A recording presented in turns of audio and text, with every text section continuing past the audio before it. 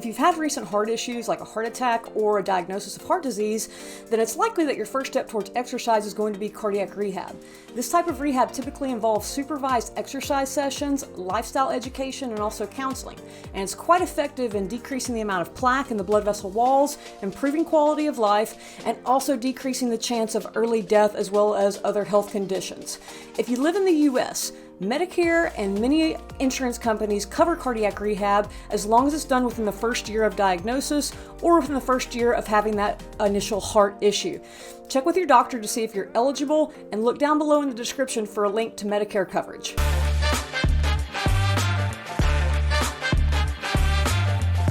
I'm Dr. Elise Brown, and I'm a scientist who studies how exercise can help prevent diabetes.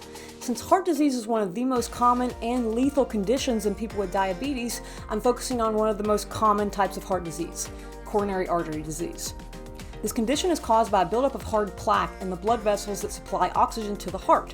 A hard cap gets formed on top of this plaque, and sometimes that cap can break off, and it can cause other issues to the heart like a heart attack. Now, exercise helps to reduce the risk of having a heart attack. It reduces inflammation related to the heart, it can help increase blood flow, and it helps to rebuild blood vessels. If you know somebody with heart disease, please comment yes down below.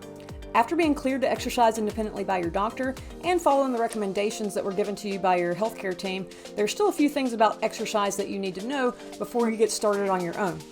First, high-intensity exercise is quite popular nowadays, and it's been found in some populations to be more effective than moderate-intensity training in terms of improving aerobic fitness and other areas of health. However, a meta-analysis by Gomez-Nito and colleagues found that in people with coronary artery disease, high-intensity exercise didn't seem to offer any additional benefit in terms of improving aerobic fitness when compared to moderate-intensity exercise. Both high and moderate-intensity exercise seem to be equal in improving aerobic fitness and in safety too. Burning more calories seem to be more important in terms of improving aerobic fitness than intensity, but high intensity may be the way to go if you're wanting to save time and if it aligns with recommendations from your healthcare team. If you're finding this information helpful, please give me the thumbs up and hit subscribe for more free content. When it comes to exercise programming in people with coronary artery disease, a one-size-fits-all approach is not ideal because there's so many different factors to consider. For example, goals might be different person to person based on other conditions that might be present, such as also having diabetes, or how far the heart disease has progressed in that individual. The most important thing is that you just keep moving.